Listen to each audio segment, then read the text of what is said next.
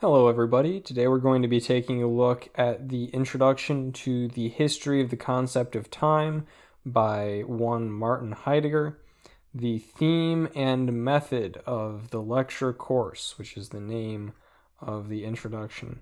First, a disclaimer. This is something I probably should have said on my first phenomenology video when I started putting these up. My content on phenomenology is not nearly well as formed as my content on scholastic philosophy. I don't know nearly as much about what I'm talking about. This is literally me explaining what I remember of the notes I take. Like, I'll take notes on Google Docs for books, and then I put those notes into slide format. No one else is really covering the specific subjects I am, so there's really no one for you to compare. But if anything I talk about interests you guys, you should read the books, because there's definitely stuff in there that I am not either representing correctly or that I'm simply missing. So yeah, I just thought I should say that in one of my phenomenology videos. It'll be a little while before my content and my reading comprehension of this area of philosophy is nearly as good as my comprehension of scholastic philosophy. Okay. Nature and history as domains of objects for the sciences. First, we're going to look at nature and history. Nature is everything which is included in the natural sciences. This would be like physics, geology, astrophysics, I don't care. History would be what's included in the human sciences. So if you're studying humans like anthropology or something like that, that would be included here. It is necessary that those who study history as a science miss something essential about history by objectifying its participants. This is a take from Heidegger. He thought that to understand history fully, you needed partially a scientific view, but partially a phenomenological view of history, because part of what is happening in history is a phenomenological process, and our relationship to history is phenomenological. And this is something that you miss when you study everything from a purely scientific perspective. Phenomenology of nature and history describes how these subjects are given before they are thematized as sciences. This is about our experience of nature and history. Our experience of nature and history comes prior to our theorizing about nature and history, which is what happens in the sciences. However, the object of our study is neither the sciences of nature and history nor the phenomenology of nature and history. Rather, it is the basis for both of these sciences and the phenomenology of these sciences. We're interested in what allows for there to be a phenomenology of nature and history.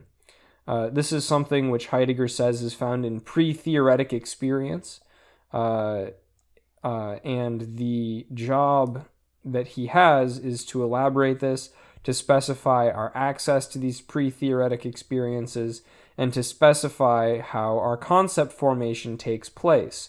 So our concepts of the sciences are something that he's interested in, and he studies this from this phenomenological standpoint of what we have in our pre-theoretic experiences.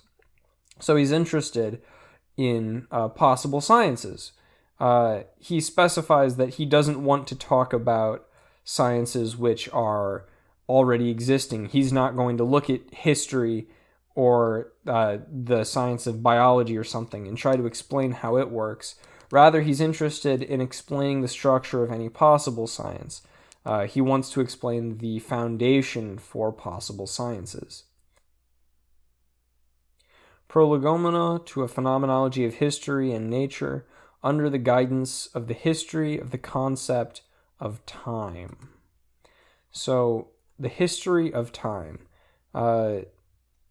Heidegger's method for studying this is through the history of the idea of time, the concept of time. He's interested in the history of the concept of time as the foundation of our study of possible sciences.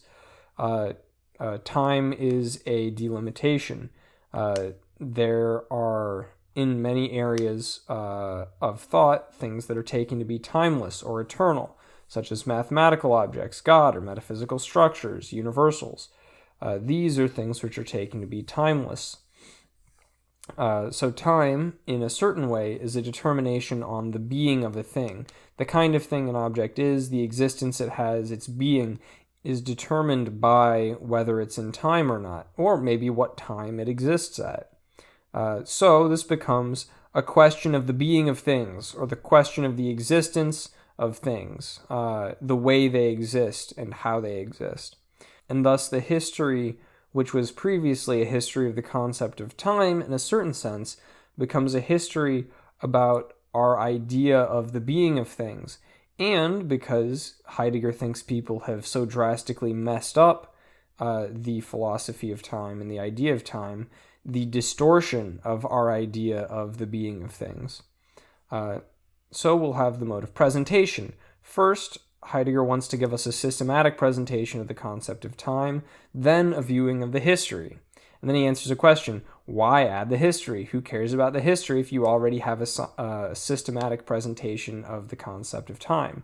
And Heidegger says that all philosophy takes place in a historical context, and that understanding any current philosophy requires understanding, at least in part, the history which came before this current philosophy. So he gives us this outline of the lecture course. So there is a possible table of contents, First, there's the preliminaries, then there is an analysis and derivation of the concept of time, analysis of the history of the concept of time, and the analysis of being in general on the basis of the analysis of time and history. Now, he wrote the preliminary section. There were 3 sections which were planned for this first analysis and derivation of the concept of time. The first one of those 3 divisions was finished. The second one was started and not finished.